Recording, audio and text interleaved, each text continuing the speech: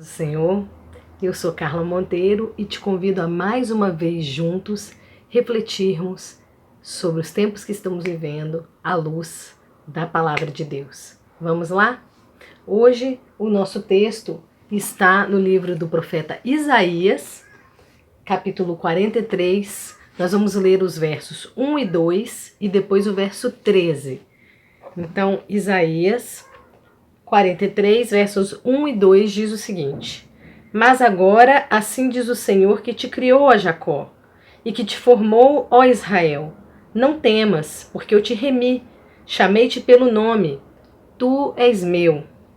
Quando passares pelas águas, estarei contigo, e quando pelos rios, eles não te submergirão. Quando passares pelo fogo, não te queimarás, nem a chama arderá em ti. E no verso 13, ainda antes que houvesse dia, eu sou, e ninguém há que possa fazer escapar das minhas mãos. Operando eu, quem impedirá? Ou, em algumas traduções, agindo eu, quem impedirá? Que é o mesmo sentido, né? Quando Deus opera, ninguém pode impedir. Mas o fato é que muitas vezes, mesmo que saibamos disso, nós sentimos medo. Até porque hoje em dia só se fala em problema, em crise na saúde, em crise econômica, né? E toda essa confusão de informação gera medo.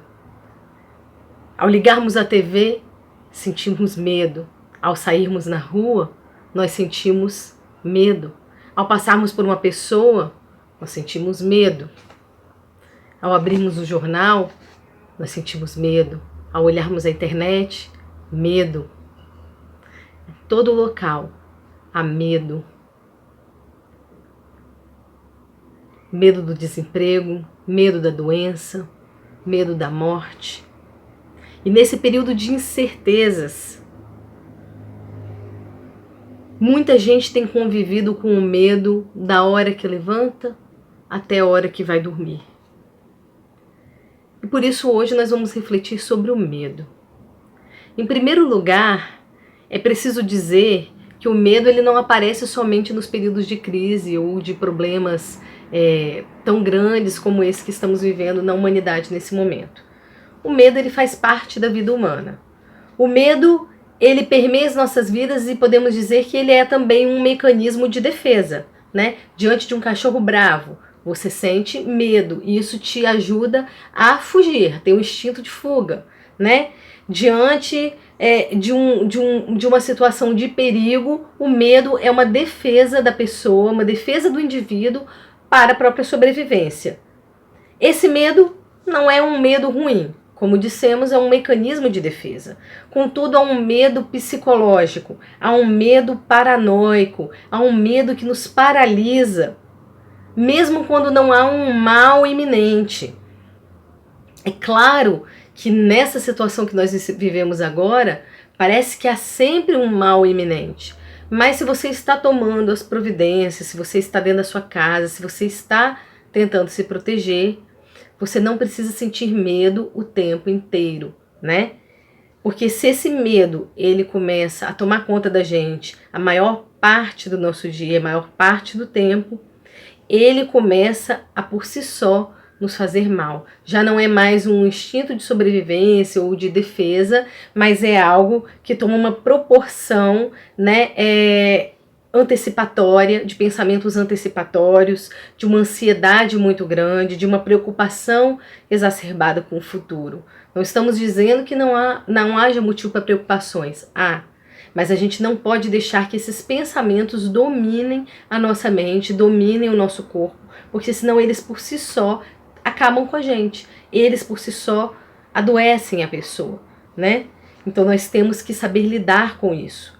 E é sobre isso que nós vamos conversar hoje, né? Esse medo que nos impede de prosseguir, de evoluir, né? Que tira o nosso prazer no dia a dia, que nos atrapalha a desfrutar da companhia de Deus, que nos atrapalha a desfrutar da companhia das pessoas que nós amamos, dos nossos familiares, da pessoa que está com você na sua casa, né? Ou se você está sozinho, da sua companhia com Deus, porque Deus sempre está com você. Ninguém está sozinho quando tem Deus, quando chama Deus para perto de si, né? É aquele medo que nos atrapalha a desfrutar de uma refeição, que nos atrapalha a dormir. Esse medo, ele é problemático. E é por isso que uma das expressões mais recorrentes na Bíblia é: não temas. Deus, ele diz ao longo de toda a Escritura Sagrada ao seu povo: não temas, não tenha medo. Deus, ele não quer que tenhamos esse medo paranoico, porque esse medo significa, além de nos fazer mal, que nós não estamos olhando para ele. Nós não estamos olhando para a grandeza de Deus. Nós estamos agindo como se os nossos problemas fossem maiores do que Deus, maiores do que o agir de Deus. Esse medo é uma afronta à minha fé, é uma afronta à sua fé. Porque mesmo que você não tenha fé, Deus não deixa de ser Deus, Deus está lá. Mesmo que o seu problema seja gigante, Deus não deixa de ser maior do que o seu problema. Deus é Deus. Ele era Deus ontem, é Deus hoje, será Deus amanhã. E a mesma grandeza que ele tinha no princípio das coisas, ele tem hoje e terá amanhã. Então Deus não deseja que você ou que eu nos deixemos levar por esse tipo de medo. Porque o desejo de Deus é que confiemos nele. Deus, ele quer se relacionar comigo, ele quer se relacionar com você e ele quer que você o conheça. E ele sabe que esse medo te atrapalha a conhecê-lo. Porque quando você olha para o medo, você não vê a grandeza de Deus. E Deus é grande. E a gente precisa conhecer esse Deus, né? Deus, ele deseja que confiemos nele mesmo em situações de crise ou de perigo. Ele é fiel, ele está no comando, ele está no controle da situação. E ele quer que a gente entenda isso. Deus nos estimula a sermos corajosos para enfrentar os desafios do dia a dia. E coragem, já disse alguém, não é ausência de medo, né? Coragem é a capacidade, a disposição que a gente tem de enfrentar o medo. E de seguir adiante independente do medo. Talvez você seja tentado a pensar que antigamente a vida era mais simples, né? Mais fácil que nos tempos modernos. Não tinha pandemias, já houve pandemias, né? Já tivemos peste negra, gripe espanhola, mas aí você falar, mas lá no tempo da Bíblia, lá de Isaías, né, que é o profeta que nós lemos, era tudo mais simples, não tinha motivo para ter medo, não tinha Covid-19, não tinha desemprego. Não, meu amigo, minha amiga, meu irmão, minha irmã. Pelo contrário, a vida naquela época era muito difícil. O ministério de Isaías, ele se estendeu por um período de meio século, tá? 50 anos, mas o período de ministério de Isaías, mais ou menos. Então foi muito longo, tá? Ele abrangeu os reinados de Uzias, de Jotão, de Acás e de Ezequias. Então nesses 50 anos, ele passou aí por vários reis, né? Foi uma época difícil, porque havia sempre uma ameaça de invasão estrangeira, uma ameaça de domínio estrangeiro à nação de Judá. Então, podemos dizer que não apenas nos tempos de Isaías, né? Olha que dificuldade, né? Ameaças de invasões estrangeiras, mas ao longo de todo o Antigo Testamento, ao longo de toda a Bíblia, nós vemos o povo de Deus lutando contra as forças do mal, né? Nós vemos o povo de Deus lutando contra a opressão, contra a dominação, contra a escravidão, contra a fome, contra a falta de fé, contra a idolatria, né? Muitos se deixavam levar por a fé em outros deuses e outros lutavam contra isso, lutando pela liberdade de adorar ao seu Deus único, né? Lutando contra tiranos que os oprimiam, né? Muitos foram perseguidos, foram mortos, fora os que morreram de fome e de doenças. E então nós temos, ao longo de toda a história do povo de Deus, uma história de lutas. É só ler a palavra que nós vamos ver isso. Certamente essas pessoas, homens e mulheres de Deus, nessa época sentiram medo. Mas Deus sempre esteve ao lado dele dizendo, não temas. E Deus está ao seu lado e está ao meu lado dizendo, não tema, não temas. Eu sou contigo, eu estou no comando, eu estou nesse barco. Eu venci o mundo, tem de bom ânimo. Não temas, porque eu faço os teus pés como os da corça, eu te faço andar altaneiramente. Erga a tua cabeça.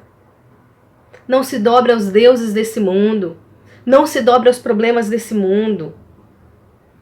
Não se dobre ao medo. Não tema, porque eu sou contigo. Talvez você tenha vindo de uma semana ou de várias semanas em que o medo tenha dominado a sua vida. A insegurança, a tristeza. Claro que eu mesma, a minha família, nós também estamos enfrentando essas mesmas batalhas e também nos vemos muitas vezes encurralados pelo medo. Ao longo da minha história eu me vi várias vezes encurralada pelo medo e até por isso Deus teve um período em especial da minha vida em que eu senti um medo extremo e nesse momento Deus ministrou várias palavras na minha vida sobre medo. Eu orava e Deus me dava palavras sobre medo. Eu orava e Deus me dava palavras sobre medo. E eu fui entendendo como a palavra de Deus trata o medo e entender como a palavra de Deus trata o medo possibilitou que Deus me tratasse naquele momento.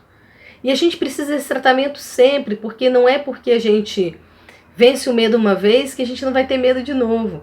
Então a gente precisa sempre desse tratar de Deus. E é isso que eu estou buscando para a minha vida nesse momento, e é isso que eu te convido a fazer nesse momento também junto comigo. Buscar um tratamento de Deus para o seu medo, para o meu medo, para o nosso medo, né? Toda vez que o seu ombro, que o meu ombro, que a gente se curvar para desistir, toda vez que a nossa cabeça baixar para desistir, toda vez que o nosso coração acelerar de medo, ouça a voz do seu Deus dizendo, não temas. Ouça a voz de Deus dizendo, se você ainda não tem um relacionamento com esse Deus que diz não temas, você pode buscar hoje. Sempre é tempo. Hoje é o dia. Às vezes a gente está tão focado no problema que a gente não presta atenção a essa voz, não ouve essa voz. Muitas vezes nós nos esquecemos de olhar para a grandeza desse Deus, porque nós estamos prestando atenção na grandeza do problema. Davi enfrentou um gigante chamado Golias, né? Todo mundo tinha medo de Golias, o exército todo do Deus vivo estava com medo do Golias, né? O exército de Saul. Mas Davi, um jovem pastor, um rapaz pequeno, ele não suportou ver aquele gigante, né? Aquele homem enorme, afrontando o Deus vivo, porque ele blasfemou contra Deus, Golias.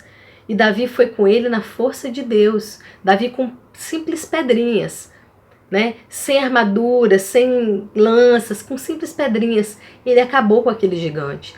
Simplesmente porque Davi não olhou para o tamanho do problema, Davi olhou para o tamanho do seu Deus. Quando a gente para ouvir essa voz, mesmo que o problema ainda exista, que o problema persista, nós nos sentimos melhor, nosso coração desacelera. Tem uma frase que diz, olhe para os outros e ficará angustiado. Olhe para si mesmo e ficará deprimido. Olhe para Deus e será abençoado. O inimigo, ele não tem nenhum poder sobre a minha vida e sobre a sua vida se você e eu estamos em Cristo Jesus. Os problemas que vêm sobre a minha vida e sobre a sua vida, se você e eu estamos em Cristo Jesus, são os problemas que Deus permite que venham, né? E Deus só vai permitir aquilo que a gente pode suportar. Porque não é o inimigo que está no controle da situação. Quem está no controle da situação é Deus. Podem vir pragas, podem vir problemas, pode vir o desemprego, tudo isso que está acontecendo. Mas Deus não perdeu o controle da situação. Ele não deixou de ser Deus. Deus não disse para você nem para mim que não passaríamos por dificuldades. Pelo contrário, ele disse, Jesus disse, no mundo tereis aflições, mas também disse, tende bom ânimo, eu venci o mundo. Está lá em João, capítulo 16, verso 33. As aflições fazem parte da nossa vida, fazem parte da vida humana como um todo. Porque Quer em tempos de crise, quer em tempos de bonança, o medo sempre vai tentar nos assombrar. A aflição sempre vai tentar apertar o coração. E isso é algo que o inimigo usa contra nós. Era tentando impor o medo que os opressores do povo de Deus, como Senaqueribe, Nabucodonosor, Nero, tantos outros do Antigo e do Novo Testamento, era tentando impor o medo que os inimigos do povo de Deus de ontem e de hoje tentaram assombrar essas pessoas que são tão caras para o Senhor. É por meio do medo que o inimigo tenta nos deprimir, tenta nos tirar a alegria de viver. É por meio do medo que ele tenta nos encurralar e nos forçar a nos dobrarmos a outros deuses e mesmo nos dobrarmos a ele. Mas Deus tem outros planos para mim e para você. E diz assim: não recebeste o espírito de escravidão para viverdes outra vez atemorizados, mas recebeste o espírito de adoção, baseados no qual clamamos, Abba, Pai. Está em Romanos capítulo 8, verso 15. A palavra de Deus nos ensina que se a gente crer em Jesus como nosso único e suficiente Senhor e Salvador, nós somos filhos de Deus por adoção. Somos adotados como filhos de Deus. Então, se você recebeu o Senhor Jesus como seu único e suficiente Senhor e Salvador, você não recebeu o espírito de escravidão para viver outra vez atemorizado. É isso que está dizendo a palavra. Você recebeu o espírito de adoção como filho de Deus. Por isso que, baseado neste espírito de adoção, você pode dizer Abba, Pai, que significa paizinho, né? Papai. Você pode, quando está com medo, correr para os braços de Deus, na certeza de que ali estará um pai de braços abertos para te receber e para te colocar no colo. Porque você não recebeu o espírito de escravidão quando aceitou Jesus como seu Senhor e Salvador. Você recebeu o espírito de adoção e por isso você tem liberdade, você tem autoridade para dizer, paizinho, estou com medo, mas eu sei que o Senhor é maior que o meu problema. Paizinho, me coloca no seu colo. Me tira esse medo, me tira essa angústia. Amém? E se você ainda não aceitou o Senhor Jesus como seu único e suficiente Senhor e Salvador, você pode fazer isso agora. Para que você também tenha liberdade, autoridade, para chegar diante de Deus, não somente como o rei que ele é, mas como o pai que ele passará a ser para você, mediante esse espírito de adoção. A aflição sempre tenta e sempre tentará chegar. Mas cabe a nós decidirmos se vamos deixar ela fazer ninho, se vamos deixar ela fazer morada ou não. Então, toda vez que eu e você tomarmos posse do que Deus diz para nós e sobre nós, nós poderemos exclamar sem medo, como Isaías exclamou no capítulo 12, verso 2. Ei-lo, o Deus da minha salvação, sinto-me inteiramente confiante, de nada tenho medo, porque Javé é a minha força e o meu cântico. Ele se tornou a minha salvação. O Senhor é a minha força e o meu canto. Ele é a minha salvação, ele se tornou a minha salvação. Isaías disse isso porque Isaías sabia quem Deus é e quem ele é. Quem ele é como salvo de Deus, cuidado por Deus, amado de Deus.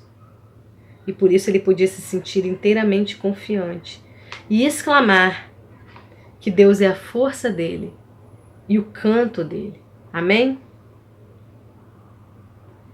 Se você ainda não aceitou Jesus como seu único e suficiente Senhor e Salvador, eu vou orar com você agora. E também quero orar por você que já aceitou Jesus.